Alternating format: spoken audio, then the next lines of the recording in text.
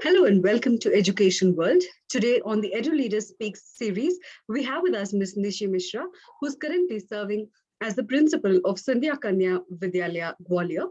She has held the post since 2010. An academician with decades of experience in K-12 education, she has served as the chairperson of the Indian Public Schools Conference for a period of 2 years. She also serves on the governing body of CBSE New Delhi. A history postgraduate with bachelor's degree in education, Nishi has, over the past decade, extensively worked towards bettering lives of underprivileged women, and she has also encouraged her students to do so. She is a recipient of the CBSE National Award for Principals for the session 2018-19, Amity Excellence Award for Outstanding Contribution in the Field of Education for 2012, and Shrimati Sushma Swaraj Stree Shakti Samman 2022 by Rethink India. We welcome you for the discussion, Ms. Nishi. Thank you very much. All right. So, first of all, to begin with, schools have reopened after 2 years of closure because of the pandemic. Do you think hybrid education will be the new norm going forward, or are we looking at going back completely to pre-pandemic times?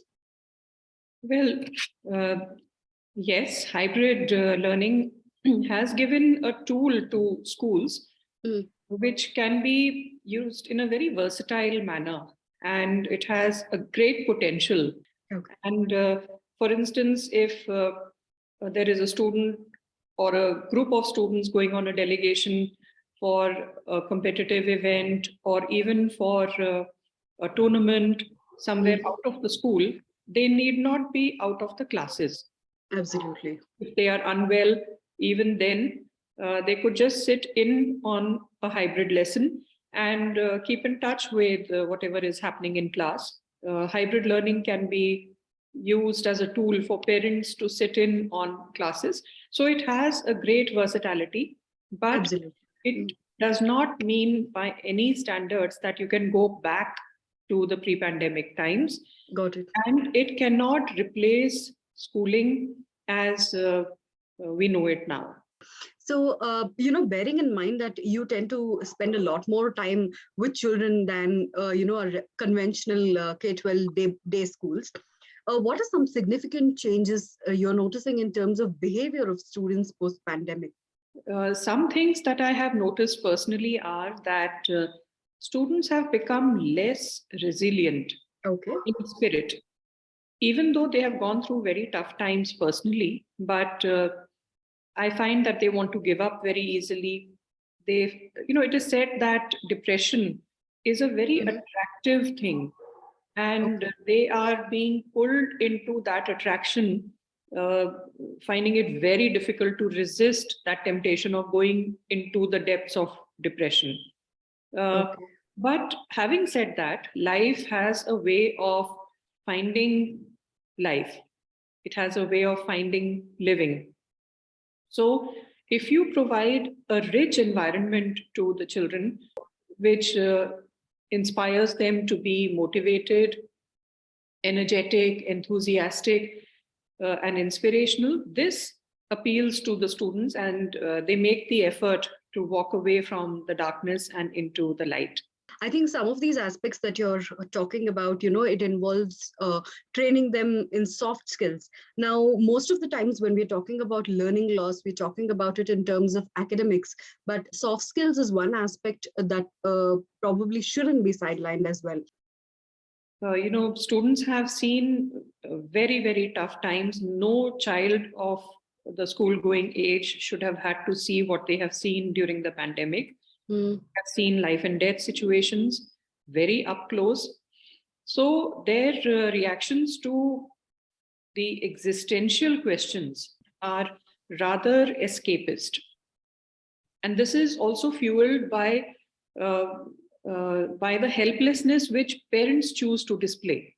At SKV, in my school, we are constantly in dialogue with students and at different levels, at different times, with the help of different teachers, we help students to express themselves, and we are showing them the way forward and out of depression by providing like I said, exciting opportunities, opportunities for growing, for learning, and for making a difference to the lives of others. In fact, I would go so far as to say that we are encouraging them to get a life. So, another aspect that has been in the news quite a bit since schools reopened after pandemic is bullying. There have been cases that are reported from across the country. What are some ways in which you're dealing with this on the campus? So in a residential school particularly, bullying is always considered to be something which parents fear. Students are always told that they would have to face it in some form of or the other. So it is important to take good care of the socio-emotional development and well-being of students.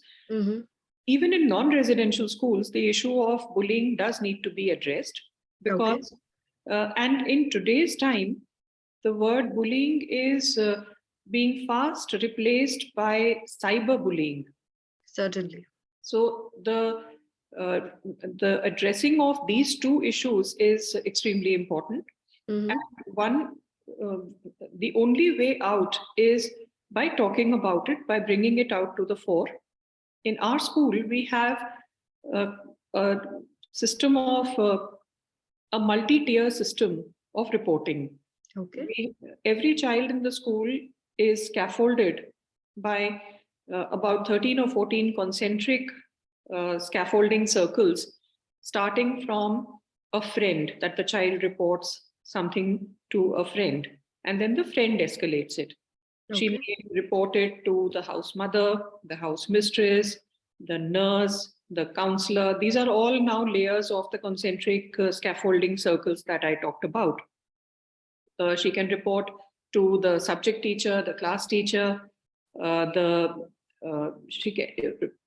doctor, anyone at all who she feels confident enough to confide in, right up to the vice principal and the principal.